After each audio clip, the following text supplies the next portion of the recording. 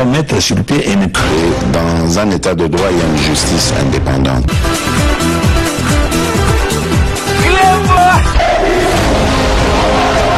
Ce n'est pas pour rien qu'il faut des conseils.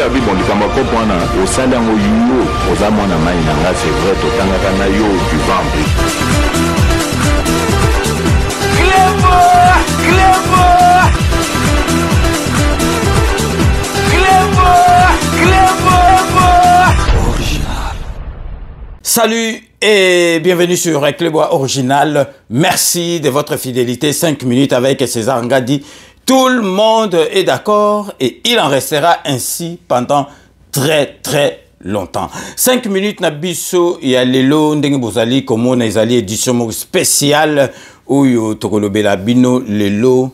misala oyo président de la République azali kosala parce que batu misusu bazali na motema mabe na kindoki parce que but na biso ezalaki kanambe alongwa étranger tozwa mwana mboka tolobaki atambo atamakaku ayame nzambe alingi Congo ayokeli biso mawa amemeli biso mwana papa Tshisekedi fachi beton misale ezali kosalema mais batu misusu bazali vraiment na kindoki balingi kondima te il faut bayeba ndenge nini président de la République azwaki mboka eloko moko ezalaki lisusu te présentant alobaki mboka ese kufa nango batu ba interprétaki en mabe mais alobaki vérité nde chokaki batu parce que botala kaka tina ba 2023 oyo ba côté msusu maezate na capitale ba province kout kolobate courant donc vraiment Félix Antoine Tshisekedi azali ko bandela nyoso tout bomone oyo azosala po na mai na régie des eaux bomone oyo azosala po na courant na SNEL donc ezali biloko moko soki ba prédécesseur ne basi basalaki yango mesiko biso to lobela masolo ya ba TGV ba train en grande vitesse ba métro ba tram mais Félix Antoine Tshisekedi azo bandela nyoso tout lelo tokolakisa bino bomonaki na ba nomination nyoso tout oyo elekaki na gouvernement oyo ya Sama Lukonde 2 to sepelaki na côté pe ya sport parce que to monaki bazui vraiment professionnel à masolo na kombo ya François Kabulu mwana Kabulu oyo azali journaliste oyo ayebi masolo ya sport domaine na ye parce que siko na Félix Antoine Tshisekedi bazocha mutu na mutu ne sika na ye ngai vome pesa inge sengo parce que na moment au sport na biso isa penza marque ndenge kendela raté il faut zonga et puis boyebi ke to ko organiser ba G 9e G à francophonie ba to balobaki belé Félix Azamwana Nzambe makambutu ya kitoko izali kaka koya et pas na biso oyo e banda isu ko sale maté papa ya na l'air à Mobutu et na l'air à Fachi président Macron donc la France a na l'air à Fachi donc bozomo na makamsusu izali ko sala maté lelo tozo relaxa bino po bomona ke il faut to salaka babiloko neti baja francophonie ya mutu ko permettre que tozo ba infrastructure ya bien ou ko permettre que ba athlète na biso ba tuna biso basalaka sport ba sportif bazala na ba condition bien boyebi basket banda Mobutu akenda donc place à stade de 4 janvier yangoana donc vraiment ba terrain ya ba basket ya ba volley comment soko kweyo glisser ya biso na gazo soko kweyo ko nguluta maposo penze longwe ezala kité mais siko e photo organiser ba biloko neti bomoni ja francophonie et kotinda ba pareil na côté télévision a bien ya radio a bien donc ba infrastructure ya bien oyo et ko permettre biso soto sali G oyo ya francophonie to ko s'appelle Coupe d'Afrique donc parce que ba congolais bazo comprendre que tozui mwana mboka Fachi mutu ako libérer mboka wana lelo tozali ko lagisa bino bokotala ke donc ministre à finance Nicolas Kazadi na ministre sport François Kabulu bakendaki donc na site oyo ya Stade de France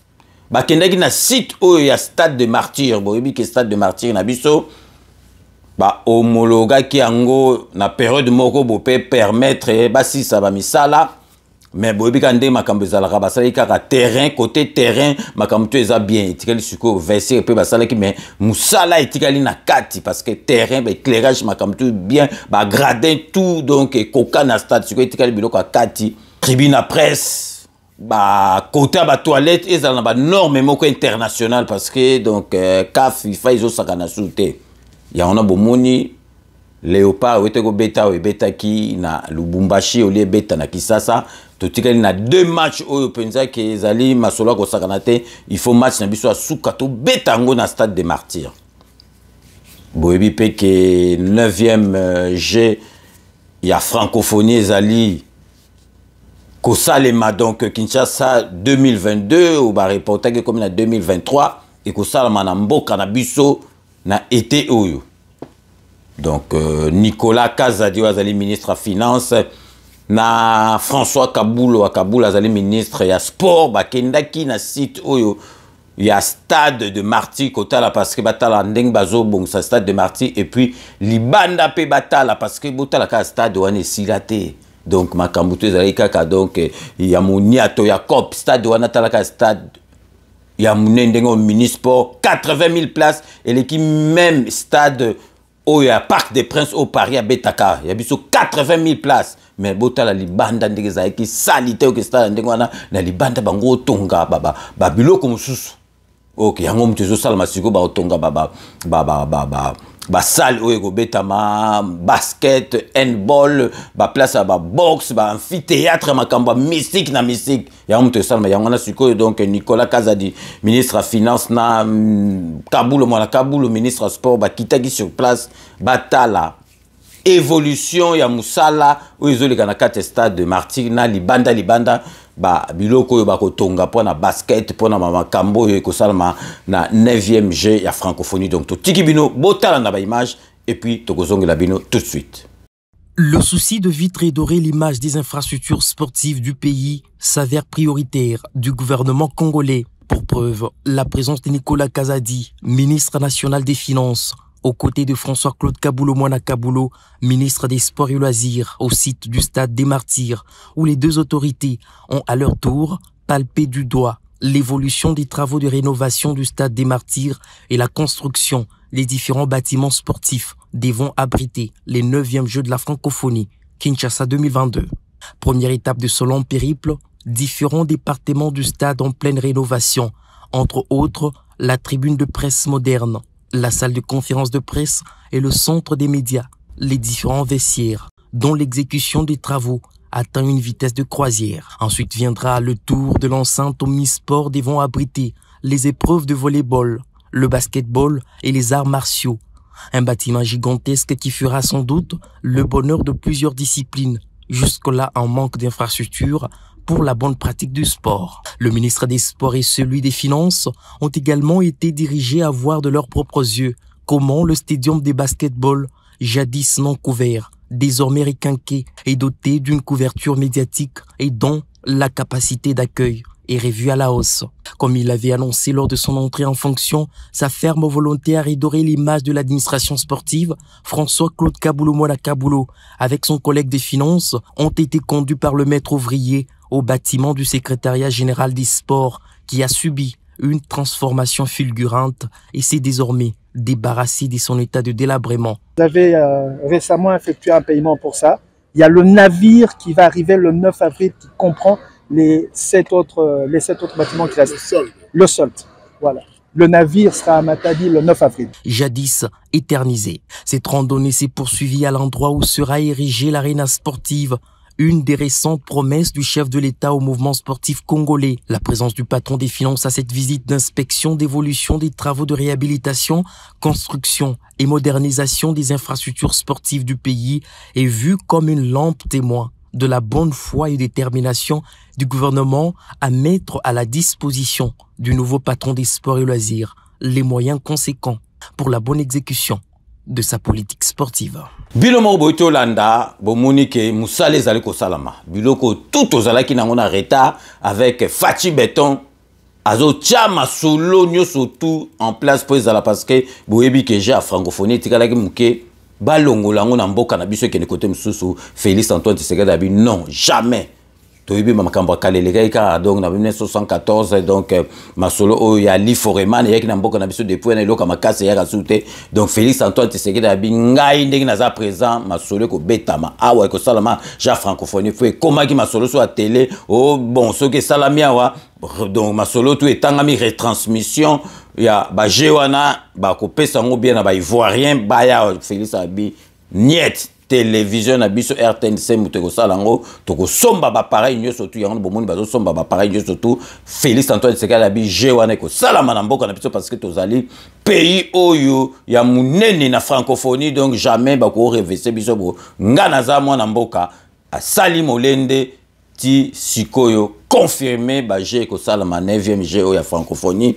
Kinshasa 2022 et osala na mboka na biso bo moni bino moko musala oyo ezali ko salama bon moni bino moko musalo ezali ko salama ta butalaka stade munene nete stade des martyrs 80 000 places stade munene ndenge wana donc vraiment za la homologué te na CAF na FIFA ba équipe na biso nationale et que no beta libanda izama kamba Sony yango na président de la République alobaki masolo nyo surtout ko za la carrière na kanisi bato yo bazala kamitema mabe ato lingi Félix Antoine Tshisekedi te ato lingi baluba te ato lingi UDPS te ato lingi Union Sacrée te mais néanmoins ndima makambo ezali ko salama parce que ba infrastructure wana bazo sala biloko ezo sala wana Félix Antoine Tshisekedi tango sa demanda na e ako memango na pochita kene nango ekotika la po na mboka na biso yango na to tenaki vraiment to la kisabino visite ya ministre sport François Kabulu à Kabulu na ministre ya finance Nicolas Kazadi ndenge bakitaki sur terrain ko tala musala ndenge zali ko kende po batu ba mona ke mboka na biso ezali ko pusana to lobite ke c'est bongi neti soki poto mais en tout cas ceux qui vraiment aux alliés patriotes aux alliés motema mabete na kanisi masolo o Félix Antoine Tshisekedi azo sala azo mérité deuxième mandat na epo na kanisi na fait un deuxième mandat Congo na biso eko changer donc vraiment totenaki to la kisabino oyo na 5 minutes na biso édition spéciale la lelo donc merci na oyo balandi 5 minutes donc restez connectés sur Clébois Original pour la suite de nos programmes.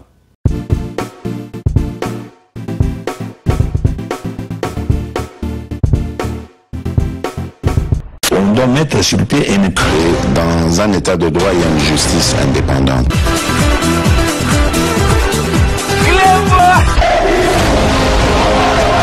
Ce n'est pas pour rien qu'il faut des conseils. C'est vrai, tu